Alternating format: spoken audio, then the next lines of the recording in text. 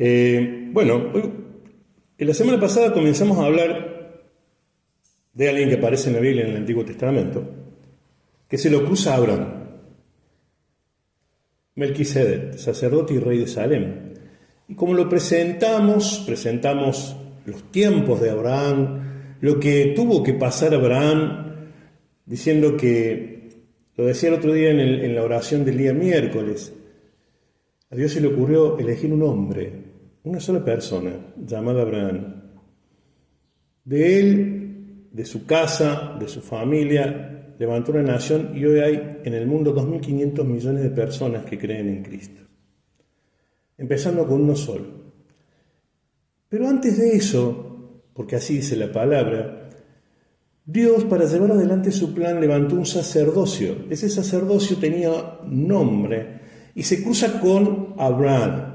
Melquisedec, rey y sacerdote de Salem. Salem, los teólogos dicen que luego fue Jerusalén. Fue quien bendice a Abraham, y como Abraham sabe que es menor que Melquisedec, le da el 10.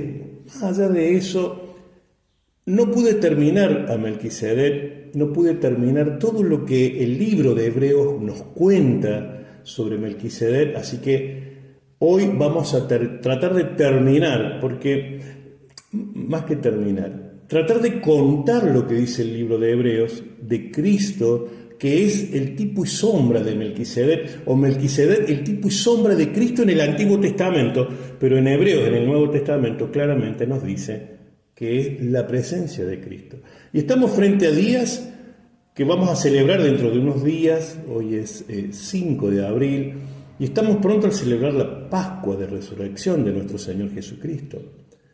Pero Dios nos dice que Él es eterno, que era en el principio y que no tiene fin. Son los misterios que Dios tiene para nosotros, tiene para aquellos que creen, saber que antes del sacerdocio arónico, antes de que Moisés pueda decir que Aarón iba a ser el primer sacerdote bajo ese sacerdocio judío, Dios dijo: yo voy a instaurar un sacerdocio anterior, porque era desde el principio y no tiene fin, y este es Cristo. Qué bueno saber que tenemos un sacerdote que puede representarnos, como dice la palabra, es nuestro abogado defensor ante el trono de la gracia de Dios, y Él es eterno, a quien llevamos nuestros problemas. Y vamos a leer, porque miren, yo siempre enseño que la Biblia se interpreta a sí misma. Muchos dicen: yo no le entiendo a la Biblia. Bueno, lea la Biblia porque así la va a entender. Más allá de pedir discernimiento, pedir sabiduría cuando uno lee la Biblia se interpreta a sí misma. Entonces Melquisedec, en el libro de Hebreos, porque en el libro de Génesis, Melquisedec es presentado ni siquiera en un capítulo, sino en medio capítulo, en algunos versículos. Pero el libro de Hebreos le dedica toda la estructura que Dios tiene preparada para este tipo de sacerdocios. Algunos teólogos dicen que el libro de Hebreos lo escribió Pablo, otros que dicen fue Apolo, y algunos creen, como yo, que fue directamente Dios. Porque si usted quiere saber cómo es o cómo son los planes de Dios para nuestra vida, la estructura de Dios para nosotros, qué hizo Dios desde el principio y qué va a hacer al final de los tiempos, lea Hebreos. Está todo ahí. Me he olvidado de saludar a los que nos van a ver por internet, a los que nos van a ver por YouTube. Así que a todos que tengan un día bendecido. Y hoy tenemos una lista de oración de todos los pedidos que ustedes nos han hecho y de los que posiblemente podamos recibir hoy. Y vamos a seguir. Y en el libro de Hebreos ya estamos en el capítulo 7. Habla en el versículo 20 de cómo es Melquisedec. Y dice: y esto no fue hecho sin juramento, porque los otros ciertamente sin juramento fueron hechos sacerdotes, pero este, hablando de Melquisedec, con el juramento del que le dijo: juró el Señor y no se arrepentirá, tú eres sacerdote para siempre, según el orden de Melquisedec. Por tanto, Jesús es hecho fiador de un mejor pacto, Qué bueno. Porque nosotros ya no estamos bajo el viejo pacto, bajo la ley. Que vamos a ver qué dice Dios mismo de la ley. Porque el pacto y la ley, si ustedes recuerdan, Dios le entregó la tabla de la ley a Moisés. Instruyó a Aarón y comenzaron a poner estructuras, poner reglamentos. Pero ¿saben una cosa? Dios se dio cuenta que nosotros no llegamos al target de cumplir plenamente la ley. Por eso tuvo que, en su plan eterno, porque a Dios no lo sorprende nada, no es que Él no sabía que no íbamos a cumplir. En su plan eterno envía a su Hijo Jesucristo, que también es un tipo y sombra de lo que le pidió a Moisés, a Abraham, cuando le dijo que Isaac era el hijo de la promesa, se lo entregara en sacrificio. Y fíjense que caminó 3 días hasta el monte, los 3 días que nuestro Señor estuvo para resucitar. Y cuando Abraham iba a sacrificar a su hijo, el ángel de Dios le dice que no lo haga. Yo siempre digo que ahí el misterio no es todo lo que se dice, que Abraham sí tuvo temor, y es bueno porque el temor de Dios es el principio de la sabiduría, dice Salomón. ¿Saben lo que descubrió Abraham? Que Dios es amor. Cuando acá leamos que Melquisedec vino y que ya no va a haber necesidad de enseñar sobre Cristo en el mundo, dicen que antes los sacerdotes ofrecían sacrificios en el altar, en el lugar santo y en el lugar santísimo, pero primero tenían que ofrecer sacrificios por sus propios pecados. Y después dice que ofrecían sacrificios por el pecado del pueblo, que era la ignorancia. Bueno, pero, a ver, vamos a convenir que el pueblo de Israel no había ido a la universidad, no tenían escuela. Algunos sabían leer y escribir, pero Dios no habla de esa ignorancia. Esa es la ignorancia del conocimiento, de la letra, de poder escribir. En aquellos tiempos no había Biblia. Moisés fue el que primero escribió, según los estudiosos dicen, en tablas de arcilla. Después vinieron los cánones, que eran papiros, que eran con cuero de cabritos, de ovejas. Pero Dios habla de otro conocimiento, de que nosotros no lo conocemos a Él, de que nosotros no le conocemos el corazón a Dios, y de que Dios es amor, todo amor. Dios no habla del conocimiento de lo que yo puedo decir de memoria, muchos versículos de la Biblia, puedo decir salmos enteros de memoria, pero lo puedo decir con mi boca. A Dios lo que le interesa es lo que yo le digo con mi corazón. Y cuando yo le digo, Señor, te amo, recuerdo su palabra cuando Él me dice, yo te amé primero, yo te amé mucho más. Dios los amó mucho más a todos ustedes antes de que nosotros pudiéramos entender que nosotros amábamos a Dios. Dios nos amó. Y ese es el conocimiento. ¿Por qué estamos predicando, hablando, enseñando de un sacerdote eterno como Jesús? Porque Jesús vino a traer a la tierra un tiempo de gracia. Ya no el viejo pacto como acabamos de leer, a donde era por la ley, sino un nuevo pacto, un nuevo tiempo en nuestras vidas, un tiempo de gracia, un tiempo de conocimiento en la palabra del Señor, pero por sobre todas las cosas, un tiempo donde tenemos que conocer el corazón de Dios, que es puro amor. Y seguimos.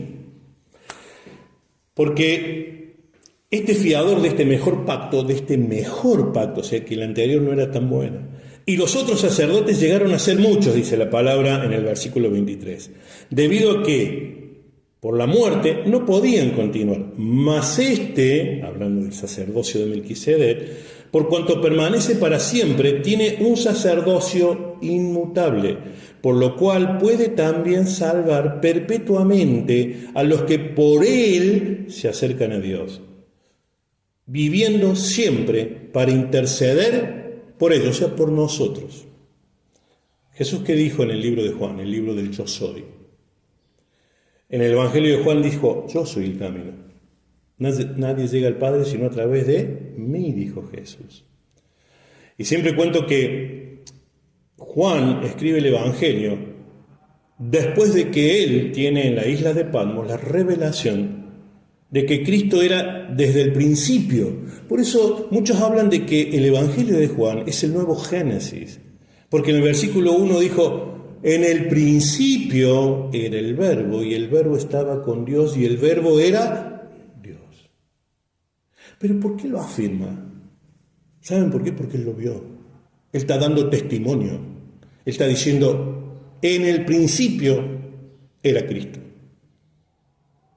Y hasta el final de los tiempos, como habla en Apocalipsis, que él lo ve como luz y atrás de comandando el ejército de los cielos, Cristo va a venir por nosotros, pero en el hoy, en el pacto que hoy estamos viviendo y disfrutando, es un pacto de su gracia. Hemos sido salvos porque la palabra de Dios dice que cuando confesamos con nuestra boca que Jesucristo es nuestro Señor y Salvador, confesamos para salvación.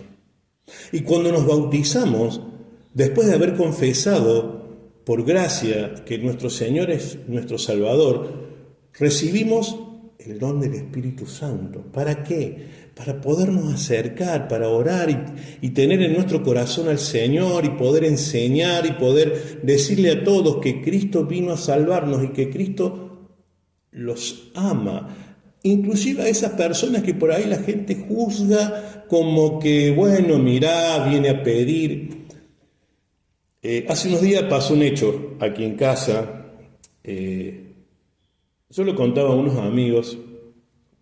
Nosotros acá, a quien nos golpea la mano, siempre tenemos algo. Antes dábamos alimento hasta que alguien vino y me dijo: mire, no le dé más comida, porque ellos van y la venden acá cerca y le dan 2 pesos. Uy, dije.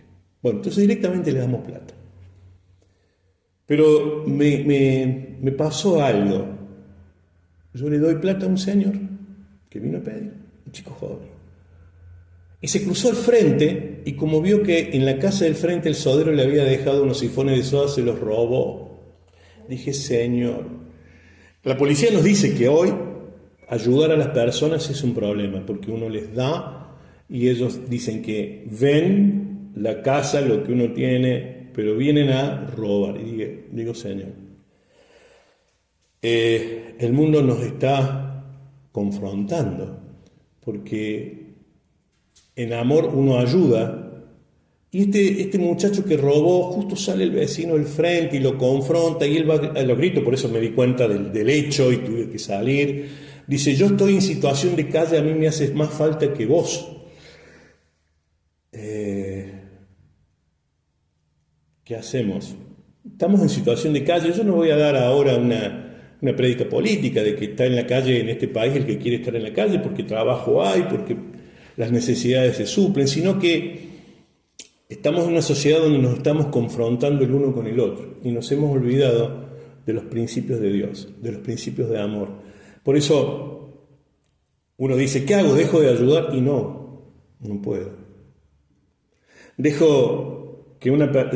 Soy indiferente a las necesidades de las personas y no puedo. Lo que sí puedo, que es lo que estoy haciendo ahora, es decirle: yo te ayudo, pero no quiero que robes. Yo quiero que sepa que Dios te ama. Y aunque eso parece una palabra gastada, dicha por alguien que dice: pero este hombre no sabe nada, si supiera cómo es mi vida.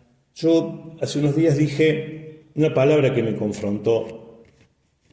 Lo voy a repetir porque los que lo han escuchado por YouTube. Un pastor dice: detrás de una persona bendecida hay una historia. Todos tenemos una historia. Y detrás de una persona que ha fracasado, o que según nuestros parámetros es un fracasado, también hay una historia. Y a veces esas historias son de sufrimiento, de escasez, de mentira. Ese muchacho se ató con su boca cuando dijo: yo estoy en situación de calle. El libro de los Proverbios, en el capítulo 19, versículo 21, dice que la vida y la muerte está en el poder de nuestra lengua. Cuando nosotros declaramos miseria, ¿qué nos va a pasar? Miseria. Cuando declaramos peleas e insultos en nuestra casa, con nuestros amigos, con los vecinos, con los seres queridos, ¿qué nos va a pasar eso? Cuando declaramos vida, hay vida. Por eso nosotros cuando oramos por las personas enfermas, nosotros decimos, enviamos palabras de vida.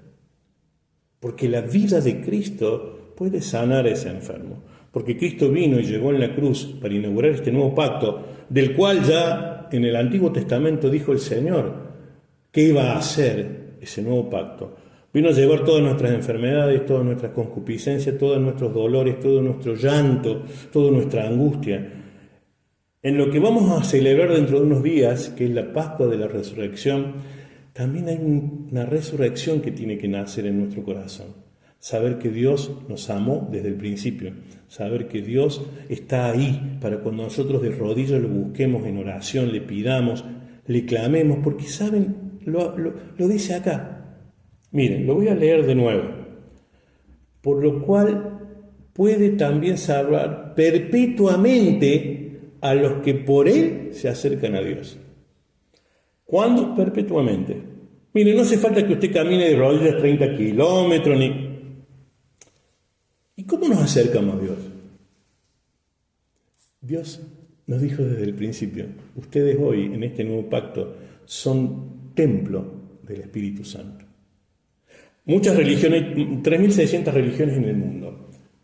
Muchas religiones no pueden entender por qué nosotros tenemos un Dios que habita en nosotros y nosotros en Él.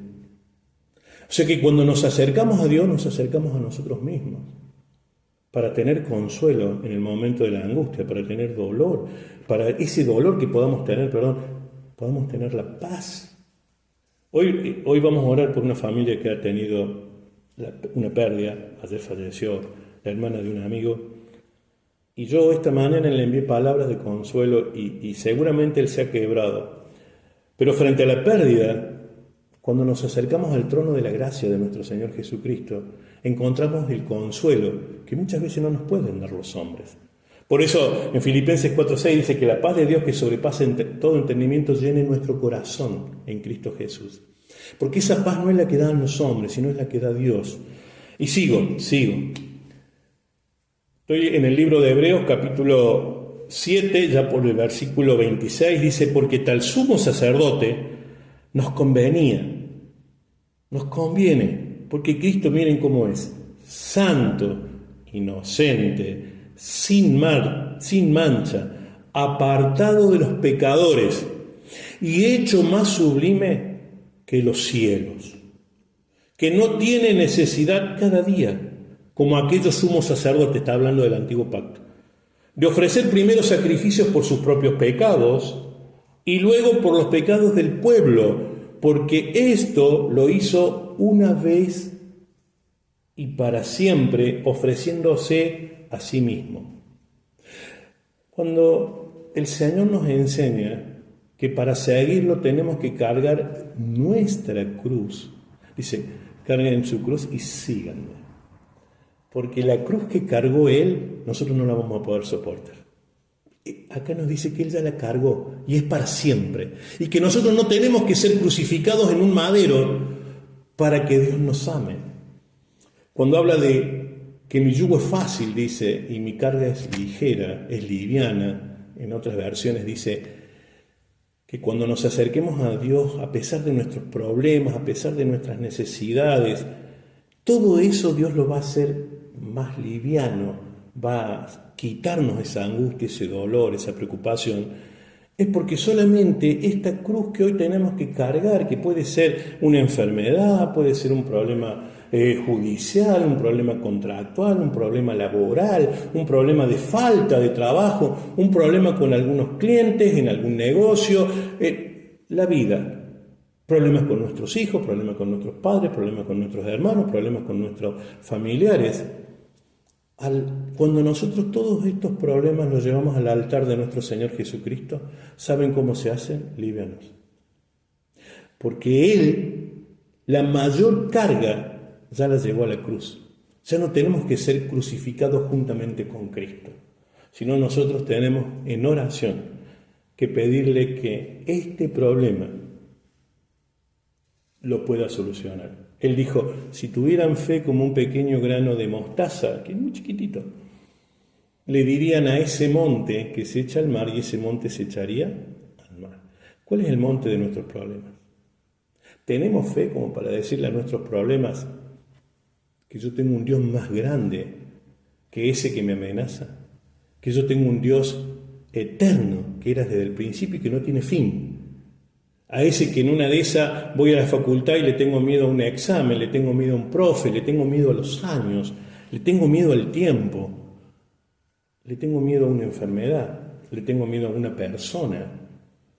Salmo 118:8 dice, bendito aquel que confía en el Señor. Ustedes no confían en los hombres, ni en lo que le puede dar un hombre o una persona. Ustedes confían en Dios. Que la bendición de Dios supera todo entendimiento y todo lo que una persona puede dar, inclusive hasta delante de un juez. Todo lo que Dios puede darnos es todo aquello que nosotros podamos pedirle. Pero este no es un evangelio del que pido, porque vamos a leer algo más. Dice así, porque en el versículo 28 dice, porque la ley, aquella ley vieja, constituye sumo sacerdote a débiles hombres. Pero la palabra del juramento, posterior a la ley, al Hijo, fue hecho perfecto para siempre. La ley no pudo perfeccionar nuestro amor a Dios. Tuvo que venir Cristo para perfeccionarnos, Él siendo sumo sacerdote, sin mancha, sin pecado. Él es el que hoy puede llevar adelante nuestra situación, nuestros problemas ante el trono de la gracia de Dios. Qué bueno, y ahora vamos a seguir leyendo y vamos a seguir declarando esta palabra. Ahora dice, ahora bien, el punto principal de lo que venimos diciendo es que tenemos tal sumo sacerdote, el cual se sentó a la diestra del trono de la majestad en los cielos. Ahora cuando celebremos la resurrección, nuestro Señor estuvo 3 días antes de sentarse a la diestra en el trono de la majestad en los cielos. Dice que descendió al Hades. El Hades es el lugar a donde, Hades es un término griego, utilizado para decir que ahí están las almas perdidas, pero dice que le oró y le predicó a los espíritus que estaban ahí. Algunos hablan de que estos eran los espíritus del antiguo pacto que habían quedado en ese lugar del Hades. Nuestro Señor dice que llevó la llave de la muerte para consigo y después se sentó en el trono al lado de nuestro Padre Celestial. Dice, pero en el capítulo 6, dice, pero ahora tanto mejor ministerio es el suyo, cuanto es mediador de un mejor pacto, establecido sobre mejores promesas. ¿Cuál es la mejor promesa? La salvación, la vida eterna. Porque si aquel primero hubiera sido sin defecto, está hablando del pacto anterior hecho por Aarón, ciertamente no hubiera procurado el lugar para el segundo. En el versículo 8 dice, versículo 8, porque reprendiéndolos dice, he aquí vienen días, dice el Señor, en que estableceré con la casa de Israel y la casa de Judá un nuevo pacto. ¿Se acuerdan cuando yo les contaba que Aarón viene de la casa de Leví? Por eso el sacerdocio levita o levítico, y todos los hijos de Leví, de la casa de Leví, que Leví es uno de los hijos de Israel, de los 12 hijos de Israel, fueron los que tomaron el sacerdocio. Moisés, hermano de Aarón, también venía de la casa de Leví. Pero ya Dios había dicho que el pacto que él iba a hacer, el nuevo pacto, iba a ser con la casa de Judá.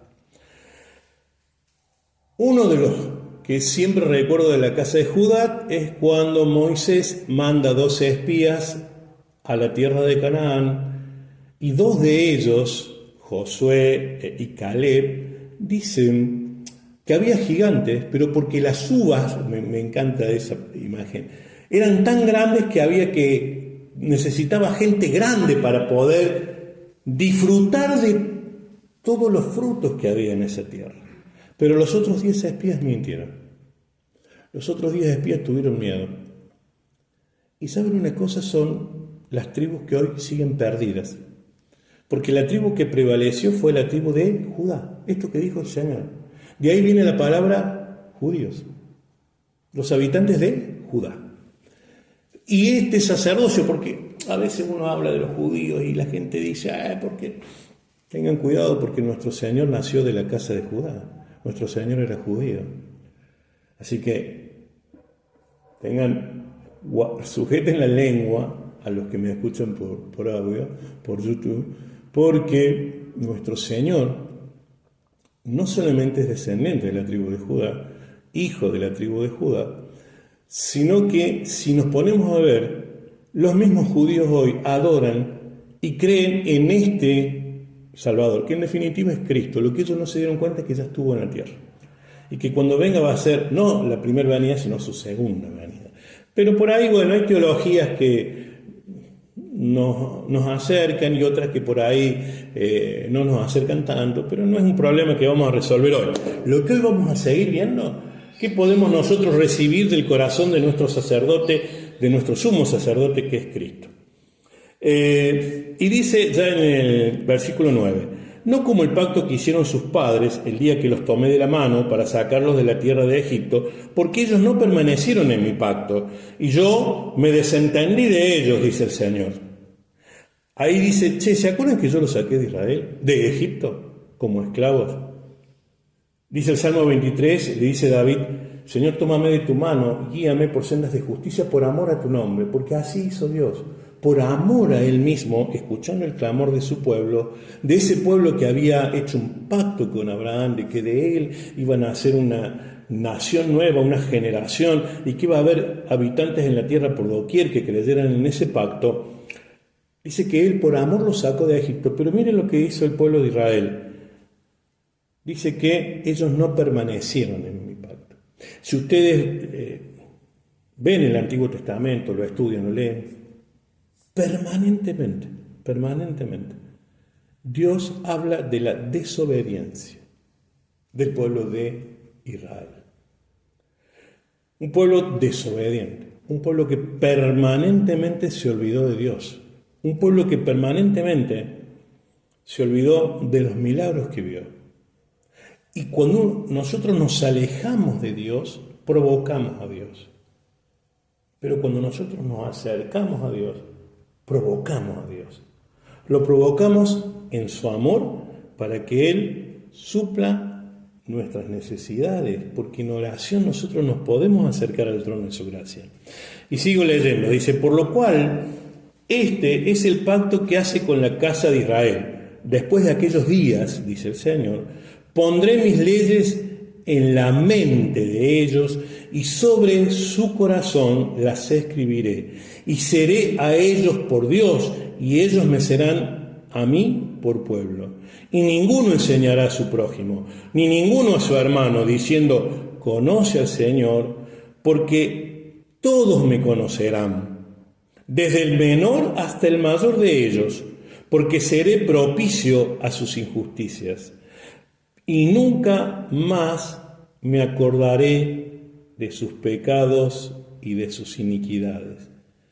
Al decir nuevo pacto, ha dado por viejo al primero, y lo que se da por viejo se envejece, está próximo a desaparecer.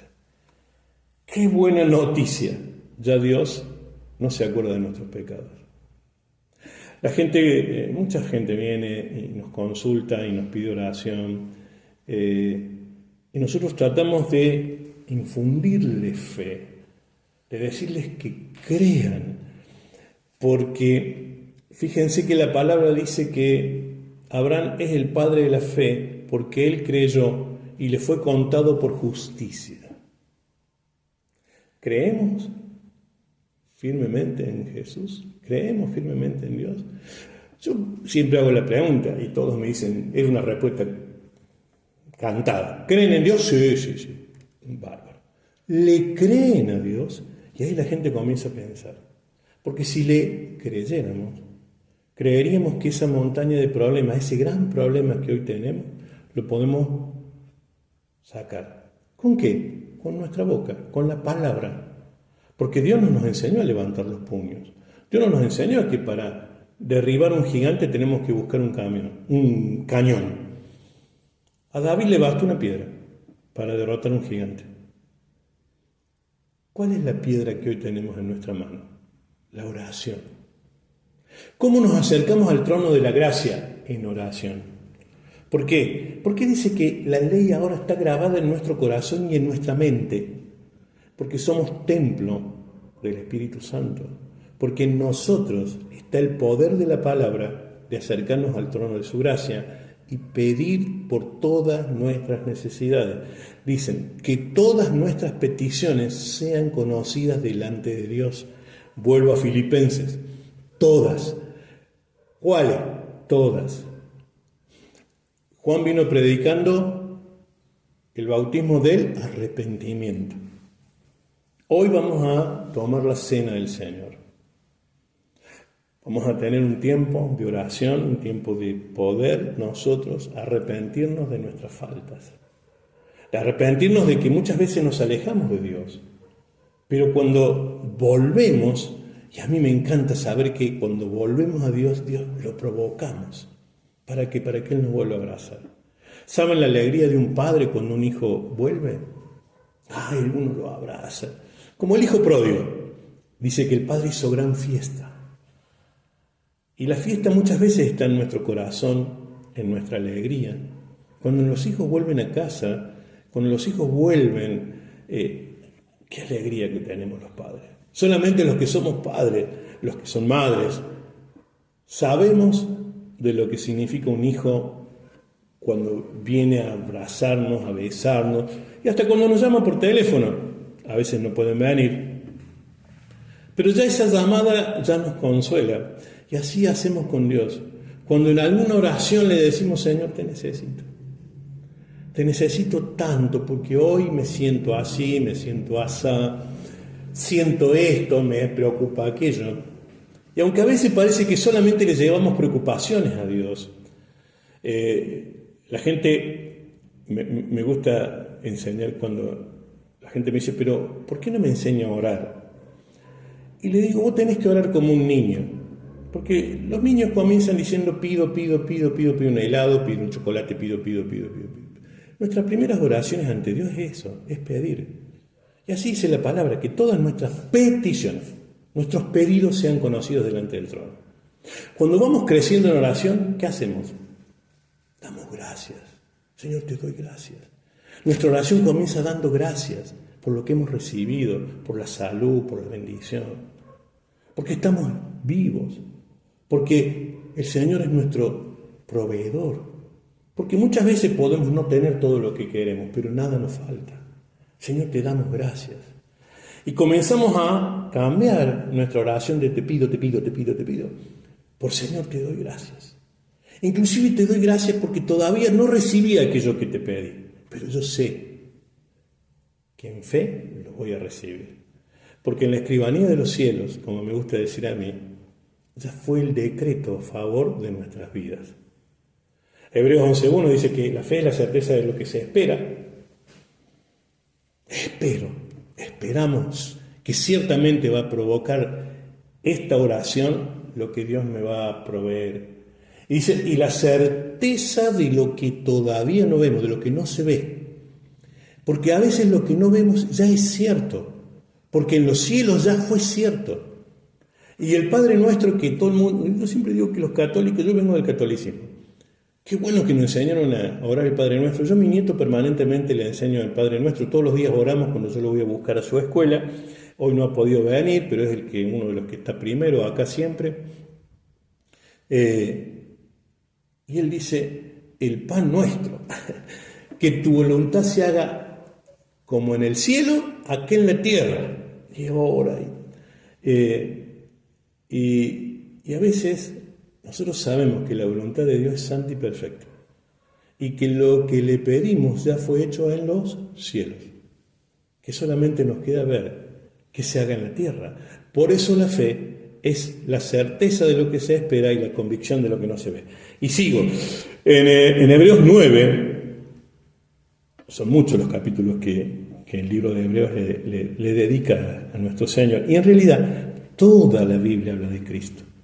Cuando nosotros leemos la Biblia y creemos que en el Antiguo Testamento nada se habló, todos los tipos y sombras de Cristo lo podría denunciarlo tantas veces, como Cristo fue el plan del Señor desde el principio.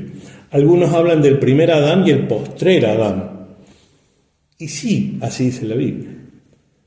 Pero entendiendo cómo piensa Dios, su plan fue eterno, fue Cristo en nosotros. Dice Hebreos 9, capítulo 9, versículo 1. Dice, ahora bien, aún el primer pacto tenía ordenanzas de culto y un santuario terrenal, porque el tabernáculo estaba dispuesto así.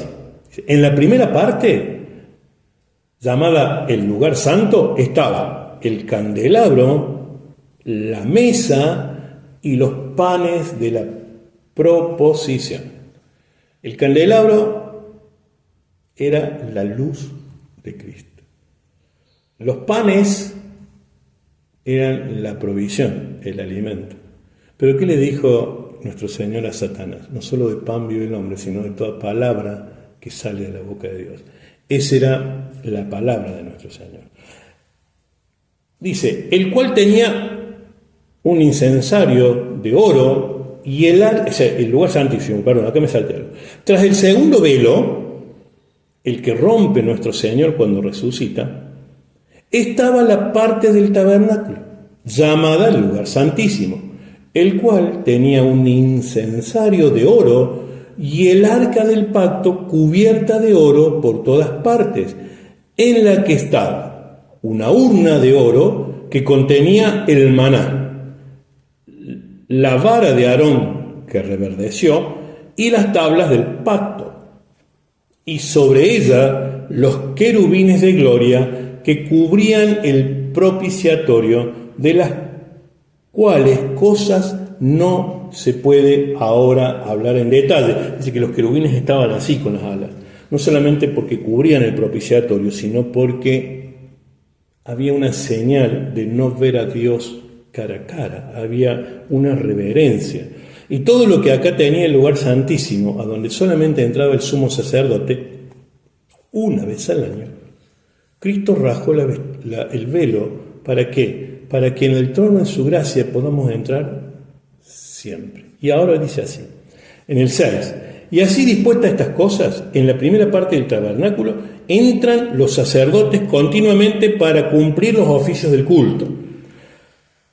Yo siempre digo que ojalá que este culto y todo lo que hacemos sea agradable a Dios. Pero en la segunda parte, solo el sumo sacerdote, una vez al año, no sin sangre, el cual ofrece por sí mismo y por los pecados de ignorancia del pueblo.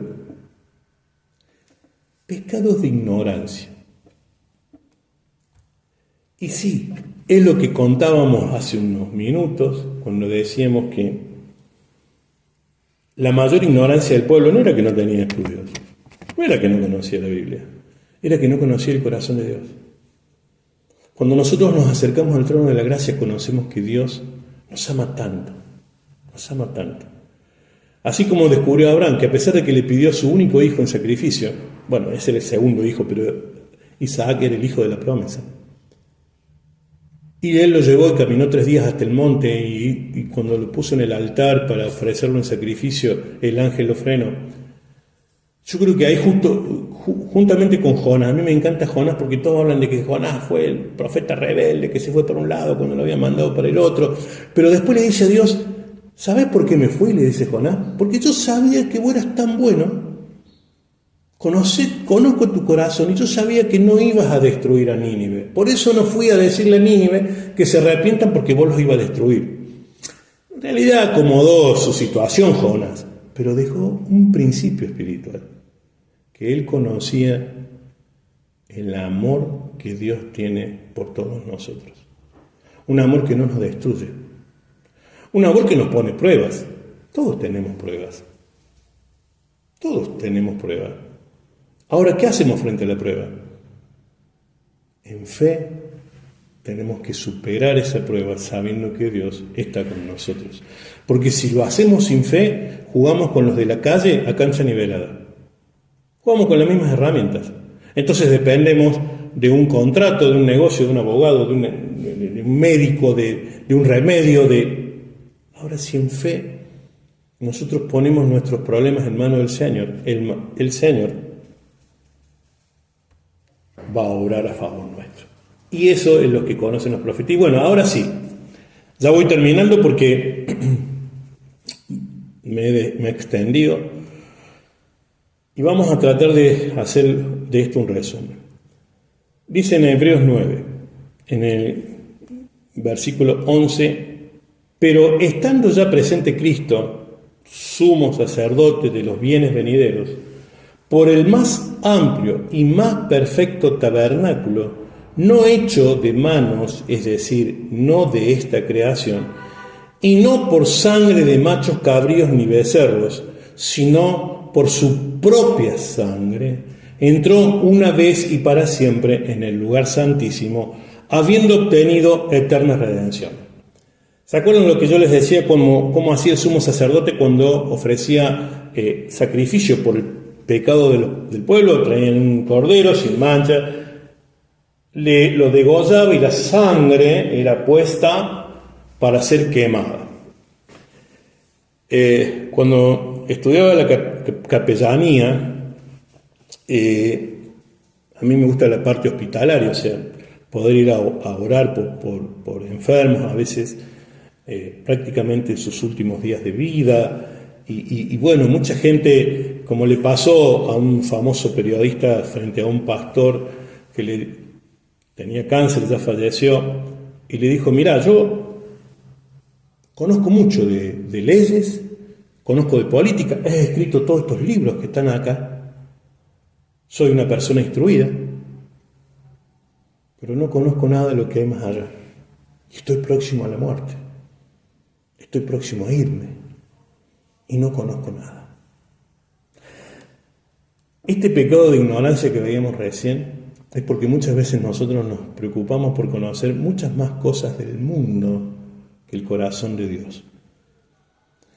Y Dios no nos condena porque no somos ni ingenieros, ni abogados, ni arquitectos, ni matemáticos, ni físicos nucleares. Dice, era porque ignoramos cómo es Dios en nuestras vidas y cómo llegar al trono de su gracia.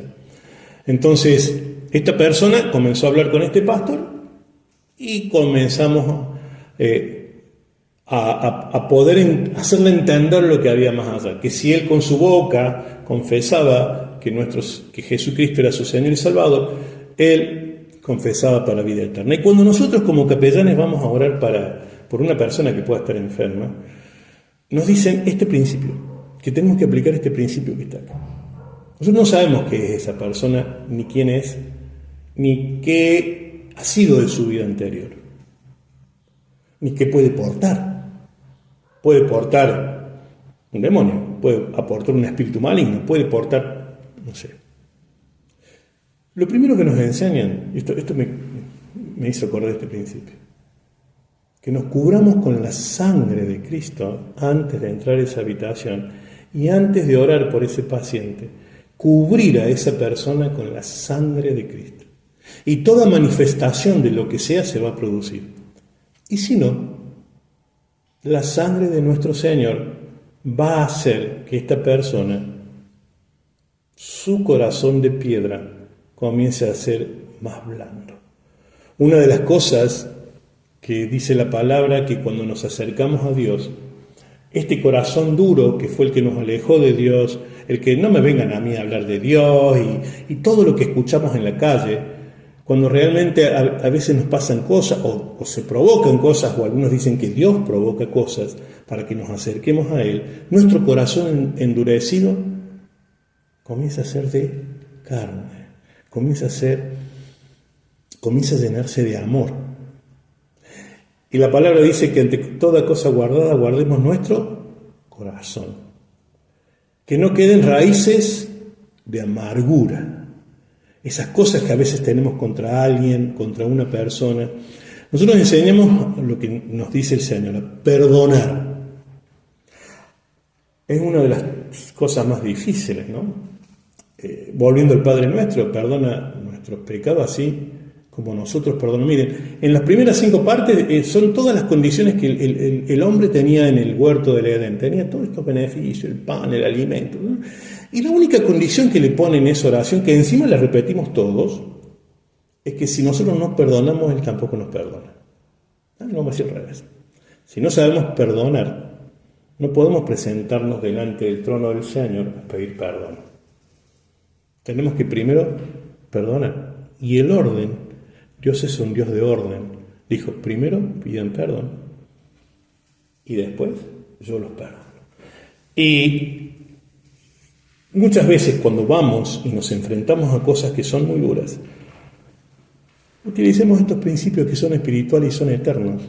Cubrámonos con la sangre de Cristo y cubramos a esta otra persona o a la situación o a quien tengamos que enfrentar o a hablar, a que la sangre de Cristo también limpie todo pecado, toda situación que pueda haber en el lugar donde vamos a pisar.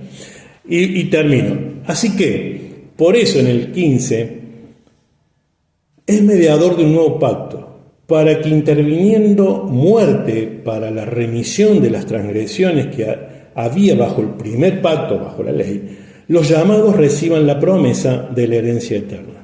Porque donde hay testamento es necesario que intervenga muerte del testador.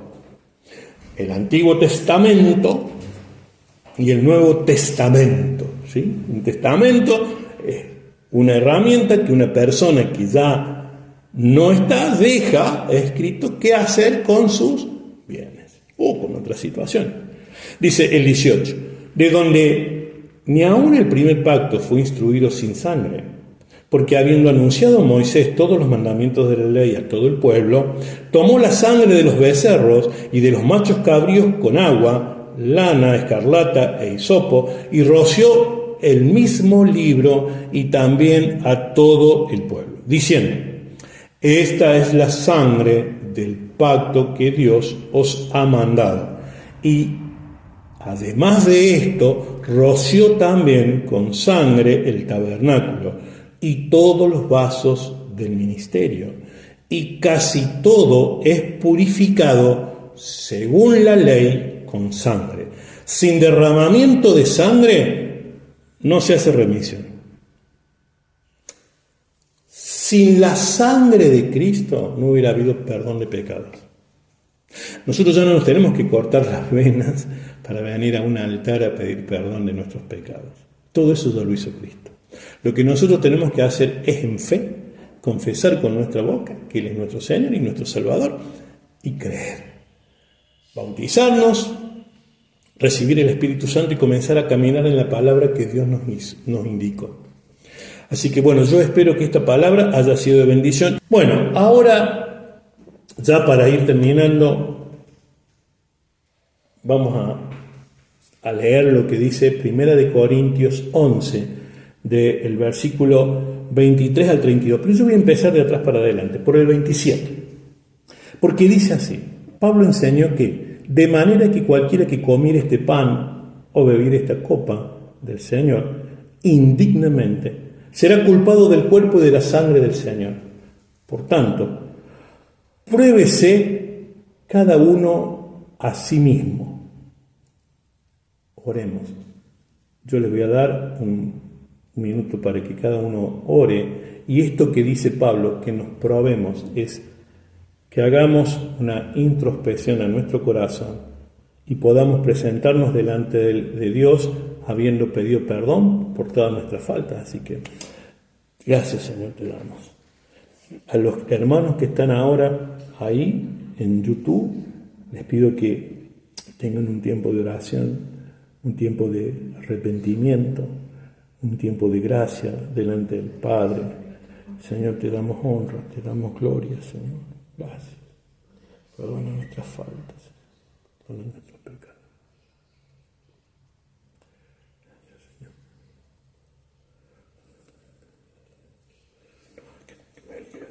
Gracias.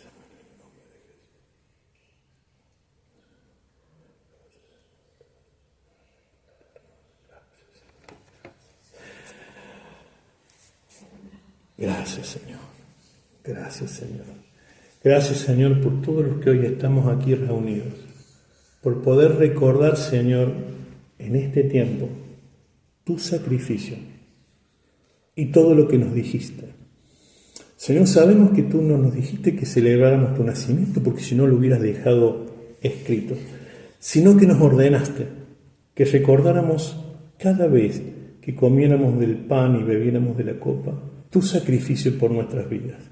Gracias, Señor, por permitirnos recordar esto. Y dice en el versículo 28, por tanto, pruébese cada uno a sí mismo, y así coma del pan y beba de la copa. Porque el que come y bebe indignamente, sin discernir el cuerpo del Señor, juicio come y bebe para sí. Por lo cual hay muchos enfermos y debilitados entre vosotros, y muchos duermen. Ahí la palabra duermen es, muchos siguen muertos en su espíritu. Si pues nos examinásemos a nosotros mismos, como acabamos de hacer, orando y clamando y pidiendo perdón, no seríamos juzgados. Mas siendo juzgados, somos castigados por el Señor, para que no seamos condenados con el mundo. Y ahora sí, Esther, si me ayudás, podés servir el pan y la copa. Muchas gracias.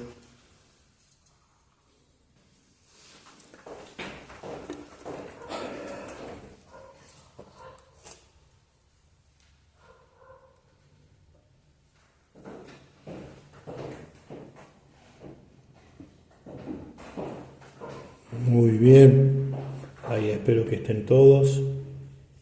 Bárbaro.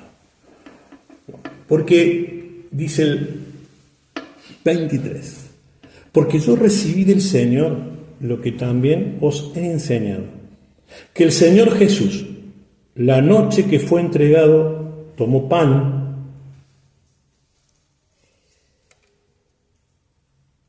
y habiendo dado gracias, Señor, te damos gracias por tu pan, por tu palabra. Lo partió y dijo, tomad, comed esto, que es mi cuerpo que por vosotros es partido. Haced esto en memoria de mí. Por favor, si pueden comer del pan.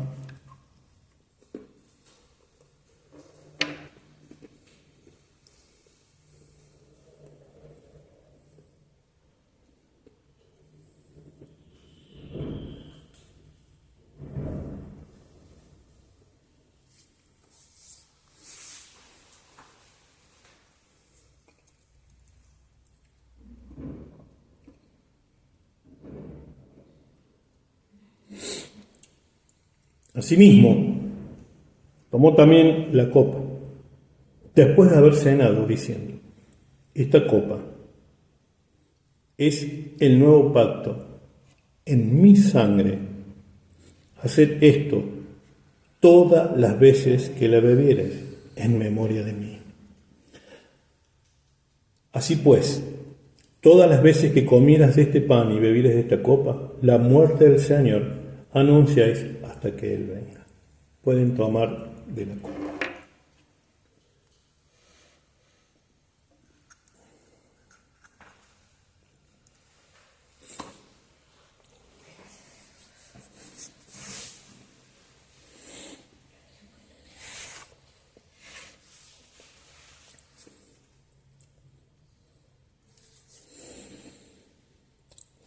Señor, te damos gracias. Te damos gracias, Señor, por esta mañana, por la vida de todos los que aquí estamos presentes, por la vida de todos aquellos que están en la cámara mirándolos por YouTube, y por todos aquellos, Señor, que hoy no han podido estar presentes. Señor, que esta mañana sea testimonio de tu grandeza, de tu amor sobre nuestras vidas. Señor, te alabamos, te bendecimos, te adoramos. Te damos gracias, Señor, porque siendo pecadores nos has llamado al trono de tu gracia, porque nuestra intención, Señor, en comentar la palabra, en hablar de ti, en tomar la copa y el pan, es para que el reino de los cielos avance un día más en esta tierra. Señor, gracias te doy, porque tú nos has permitido estar juntos, convocarnos, y tu palabra dice que cuando 2 o 3 reunidos en tu nombre estamos aquí, tú estás con nosotros. Gracias por tu presencia. Señor, acompáñanos con tu presencia todos los días de esta semana, hoy domingo, a cada uno de nosotros en nuestra casa, a donde tengamos que regresar, que regresemos en bien, que vayamos por sendas de justicia, por amor a tu nombre. Señor, guíanos durante todos estos días, el día lunes, el día martes, el día miércoles, el jueves, el viernes, el sábado y hasta el domingo próximo. Señor, que podamos tener, Señor, tu presencia en nuestras vidas. Señor, ¿a dónde iremos si no estás tú? Señor, ayúdanos a entender todos los misterios de tu reino. Señor, que tu palabra, como dice lo que acabamos de enseñar, esté en nuestro corazón siempre. Que la fe vaya creciendo, así como el grano de mostaza se transforma en un gran arbusto. Señor, nosotros queremos que así crezca nuestra fe. Señor, ayudarnos a entender todos aquellos misterios que hablan de tu amor. Ayúdanos, Señor, a difundir tu palabra, a llevar tu palabra a todos los rincones del mundo. Gracias, Señor, bendecimos a todos los vecinos de esta cuadra, de este barrio y de esta ciudad. Señor, a las iglesias que hoy puedan estar reunidas en la ciudad de Córdoba, en la Argentina y en el mundo. Señor, y aquellos hermanos que se reúnen en algunos países del mundo a escondidas, a orar, a conocer de tu palabra. Señor, enviamos palabras de vida, palabras de bendición sobre ellos, palabras de protección sobre su casa, su familia, sus hijos y sobre ellos mismos, Señor. Que la paz de Dios, que sobrepasa todo entendimiento, llene nuestro corazón en Cristo Jesús. Que esta semana sea una semana bendecida, una semana donde tu presencia nos acompañe cada uno de los días que podamos estar aquí. Gracias, Señor, por todos los que estamos. Gracias, Señor, porque sabemos que tú nos has bendecido. Acompáñanos cada uno de nuestros días en el nombre de Cristo Jesús. Que la bendición del Padre, el Hijo y el Espíritu Santo sea en nosotros. Amén, amén y amén. Bueno.